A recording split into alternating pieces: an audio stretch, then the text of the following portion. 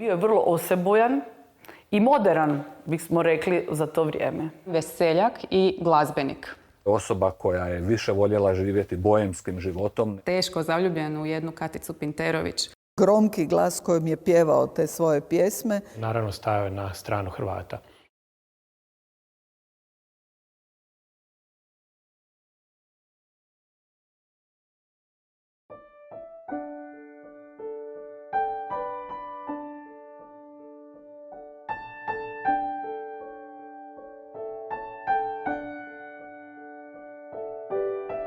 U vrijeme Hrvatskog narodnog preporoda u 19. stoljeću glazba i ples su bili više od obične puke zabave.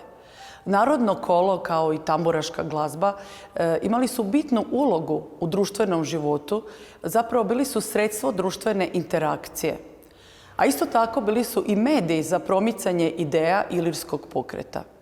Možemo još napomenuti da su jačali svijest o hrvatskom jeziku, a isto tako jačali su svijest i o nacionalnom identitetu. –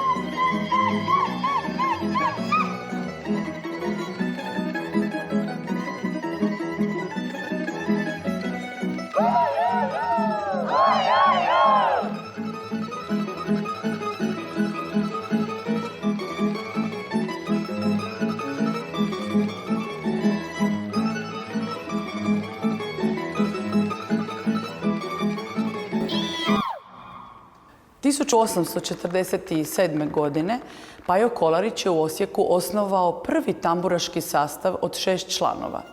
Obzirom da se radi o prvom takvom tamburaškom orkestru ili sastavu, možemo slobodno reći da je Osijek koljevka tamburice.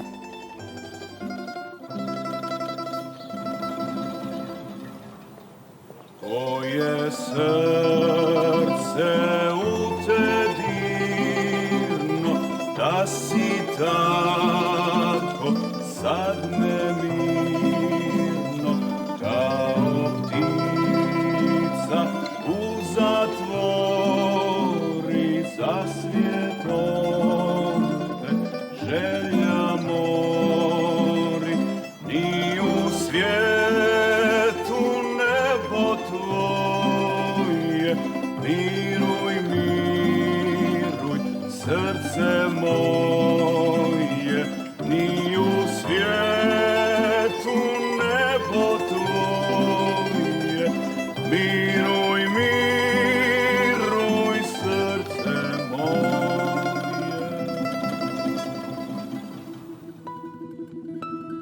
Pavle Pajo Kolarić rođen je u Osijeku 17. siječnja 1821. godine. Njegovo školovanje počinje kao i ondašnjoj djeci srednjega ili nižega staleža sa pohađanjem i završetkom niže pučke škole koja se nalazila u Tvrđi, a potom, budući da je zasigurno bio izvrstan učenik, nastavlja svoje školovanje i završava prvo nižu gimnaziju, da bi onda zbog svoje izvrsnosti dobio mogućnost da završi i višu, takozvanu realnu gimnaziju, tako da njegovo školovanje završava 1840. godine i u ono doba može se reći da je pripadao, čak možemo reći u navodnicima, onim intelektualcima koji su u ono doba postigli, ne samo u Osijeku, nego i na području Kraljevine Hrvatske, Slavonije i Dalmacije, najviši rang školovanja. Kao mladić tih 40. godina 19. stoljeća, on se već malo profilirao u gradu Osijeku, naročito u Gornjem gradu gdje je živio. Profilirao se kao jedan veseljak i glazbenik. Osim što se bavio tim, ajmo reći, dosadnim pisarskim poslovima, on je zapravo s druge strane većinu svog slobodnog vremena provodio u nekakvim svečanostima, zabavama, sa prijateljima. Ajmo, Pajo!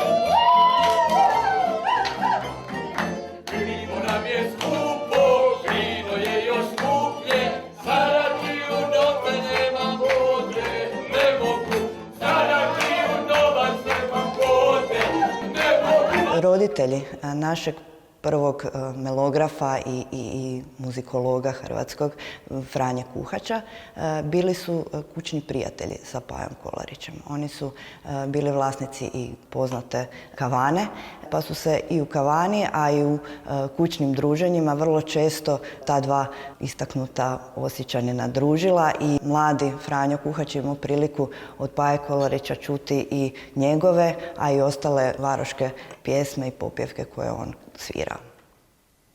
Evo reci, imaš neku novu pjesmu da moj mali Franjo je zapiše, a?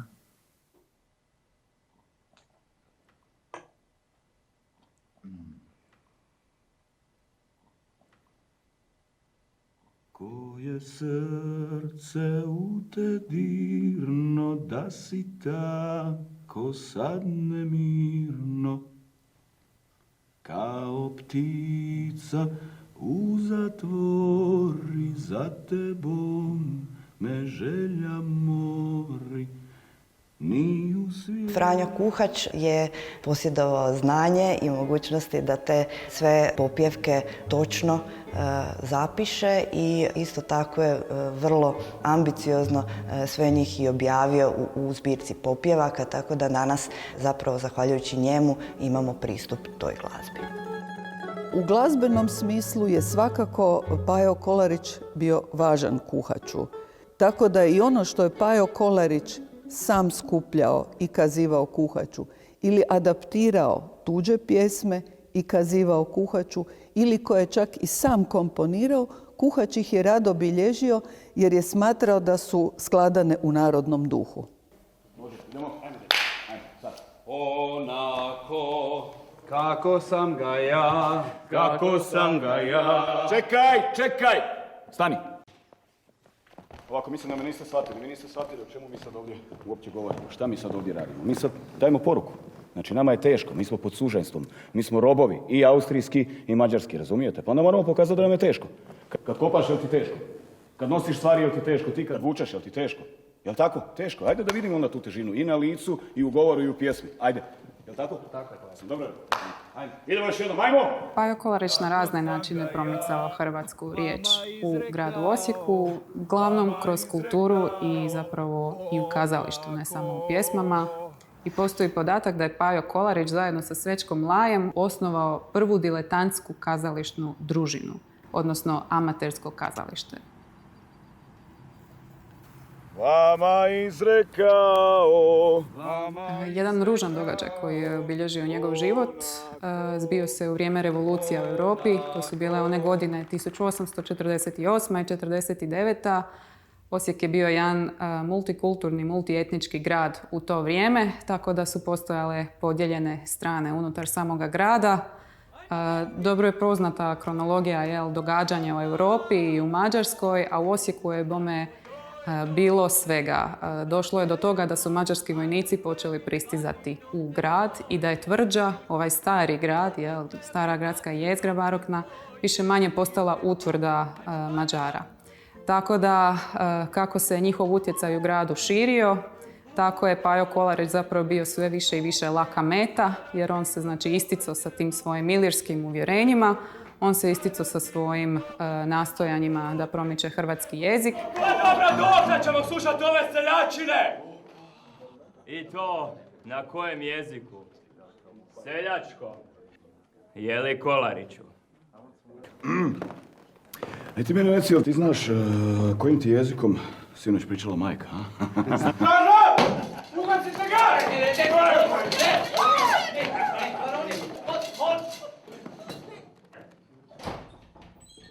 Franjo Kuhač, njegov prijatelj, zapravo kolega glazbenik, navodi činjenicu da su ga zapravo Mađari zatvorili u dvorac Pejačević, koji se nalazio u Redfali. On je bio, tamo zatvoren neko vrijeme, a konačno kada je Osijek, tako reći, oslobođen, kada se situacija smirila, onda su ga pustili na slobodu i zapravo ta njegova osobnost, ta njegova narav, nije mu uopće odmagala kasnije u životu, makar ga možda nekada dovodila u neke neprilike, te je on i nakon tog događaja bio vrlo uspješan, ne samo u Osijeku, nego je čak 3 puta biran i u Sabor.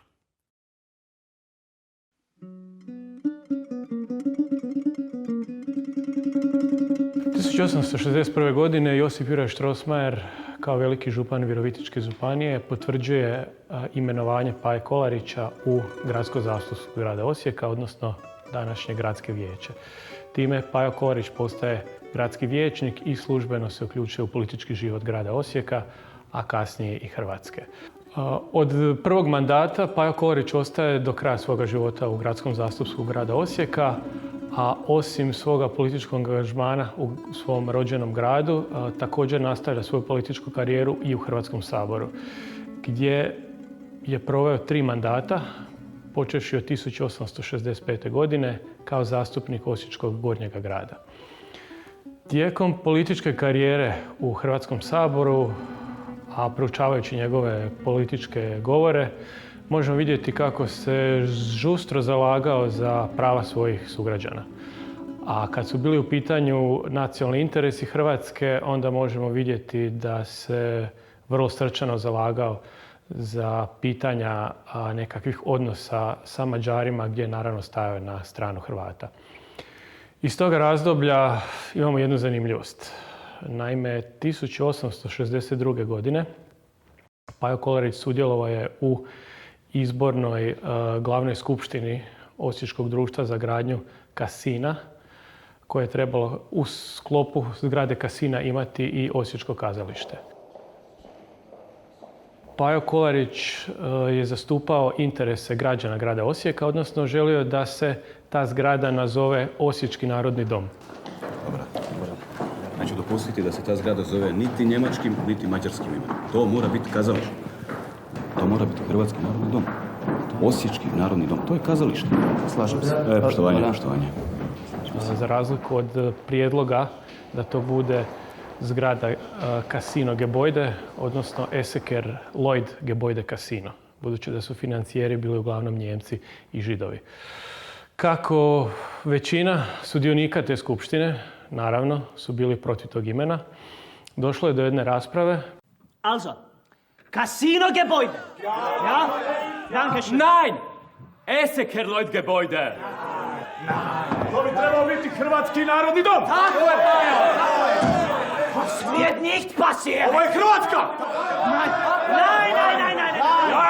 Neka si osječki Hrvati sagrade iz vlastitih sredstava. Ovo je Osijek! Hrvatski osječki narodni dom!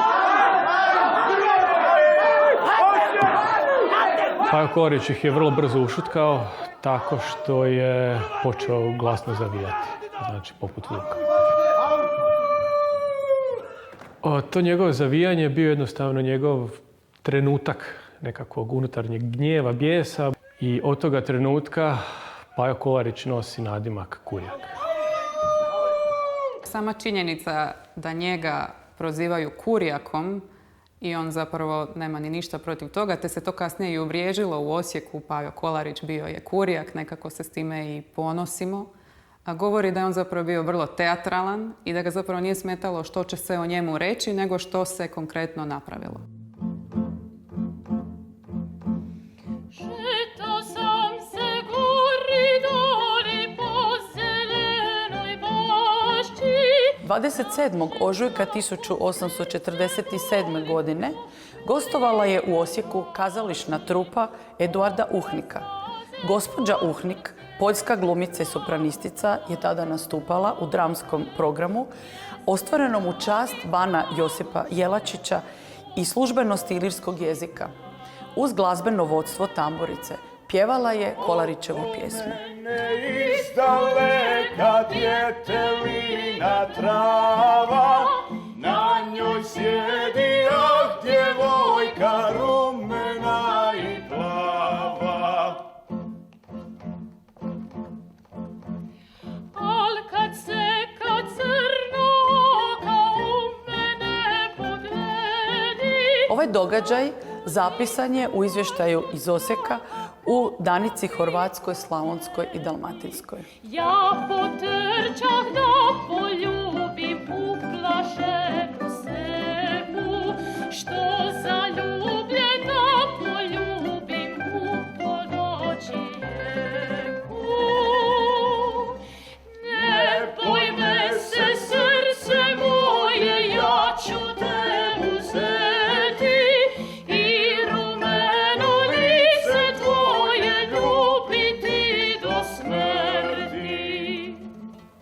Kuhać je napisao kratak članak o Paji Kolariću kojeg je objavio u svojoj zbirci ilirskih glazbenika. I tu je pobrojao 11 napjeva koje je od Kolarića i zabilježio. Među njima je dakle i ova pjesma Šeto sam se gore doli po zelenoj bašči. Kuhać navodi: za ovu je pjesmu upotrijebio Kolarić napjev Lisinskove popjevke Dusi koji rod svoj ljube.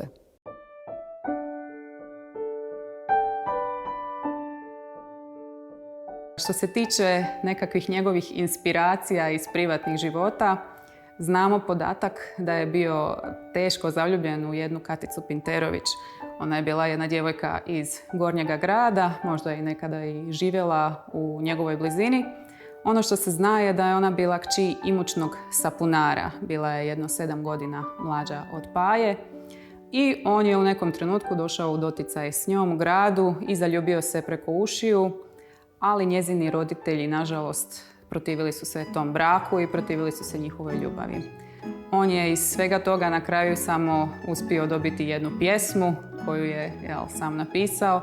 Radi tebe ja na kocku stavio sam sreću svoju, kojoj ralje hladnog groba tam su, a tam tvorene.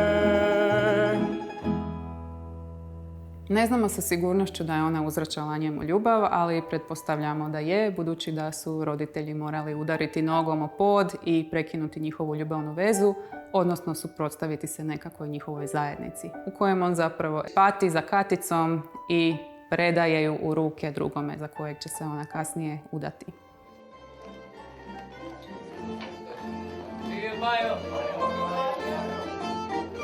Dugo vremena se vjerovalo da je Pajo Kolarić bio jedan dugovječni neženja i da je zauvijek ostao patiti za Katicom. No, ipak smo saznali uvidom u maticu vjenčanih da se Pajo Kolarić na kraju i oženio 1864. godine za Josipu Birnbaum. Ona je bila znači Njemica i oni su onda živjeli skupa, pa valjda sretno jedno vrijeme, jedno 10-ak godina u Gornjem gradu. Pretpostavljamo da se nisu dobro rastali jer nakon Kolarićeve smrti Josipa Birnbaum nije imala pravo ni na njegovu udovičku mirovinu.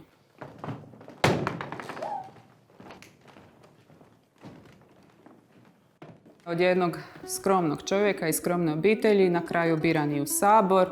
On je od jednog čovjeka koji je uglavnom bio podstanar u vlastitom gradu, konačno pred kraj života uspio i kupiti kuću u Tvrđi. Tako da, iako je krenuo, ajmo reći, od nule, on je zapravo završio svoj život sa velikim nasljeđem.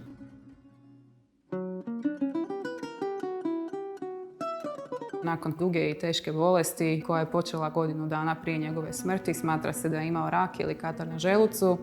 Kolarić je umro 13. studenoga 1876. godine. Njegov grob nalazi se u ulici u kojoj je on odrastao, u ulici Svete Ane, na Aninom groblju i dan danas. Nama nisu preostali mnogi zapisi o Paji Kolariću. Ostali su, rekli bismo, samo ulomci. Međutim, od tih ulomaka ipak se da složiti dobar mozaik od onoga što se zove život i djelo Paje Kolarića. Kada gledamo te ulomke koji su ostali, možemo ih pronaći u gradskim zapisima njega kao senatora, kao gradskog činovnika. Možemo ih pronaći u zapisima Osječke štedionice, gdje je bio direktor ili potpisivao se kao direktor, kao ravnatelj, bilo na hrvatskom, bilo na njemačkom. Možemo pronaći u matičnim knjigama Gornjogradske župe i možemo pronaći u spisima grada gdje su se rješavala njegovo mirovinsko pitanje ili pitanje nasljeđivanja njegove mirovine nakon njegove smrti. A ponajviše i ono što je najzanimljivije građanima sigurno, to su zaklade. Zaklade se odnose na novac koji je ostavio gradskoj glazbi, pučkoj školi Svete Ane i ostavio je jedan dio siromasima. Zanimljiva je njegova odredba, ne jednom ili dvojici ili trojici, nego nijednom siromahu više od 5 forinti. Dakle, da se rasporedi na mnoge ono što je ostavio. I ti spisi također se čuvaju u našem arhivu. Julije Njikoš, koji je inače i sam bio tamburaš i skladatelj tamburaške glazbe, istražujući život i djelo Paje Kolarića, 1951. godine pronašao je originalnu tamburicu Paje Kolarića. Ona je bila u vlasništvu njegovog nasljednika, Šime Kolarića, koji je inače bio postolarski obrtnik ovdje u Osijeku. Tambura Paje Kolarića bila je u našem domu sve do 1993. godine, do neovisne Republike Hrvatske, kada je moj otac tamburu Paje Kolarića donio u Muzej Slavonije i ona je ovdje našla svoj stalni dom. Akademija za umjetnost i kulturu prva je visokoškolska institucija pri sveučilištu Josipa Jurja Strossmayera koja je inicirala u hrvatskom i u regionalnom prostoru studij tamburaškog umijeća. Smatrali smo da je nužno da upravo mi kao jedan prostor slavonskog identiteta koja zasigurno baštini niz tradicijskih instrumenata između kojih je i tambura, usustavimo studij koji ćemo razvijati u skladu sa suvremenim glazbenim trendovima s jedne strane, a s druge strane studij tamburaškog umijeća onaj je koji jasno ukazuje na onaj neki predtekst koji i Akademija i Osijek ima u imenu Paje Kolarića, a naši studenti pokazuju zaista vrhunski iskorak na svim međunarodnim i nacionalnim natjecanjima, pokazujući kako tambura kao tradicijski instrument sigurno može ići uz ravnomjerno neko umijeće i onih koji sviraju klavir, violinu ili neke druge instrumente.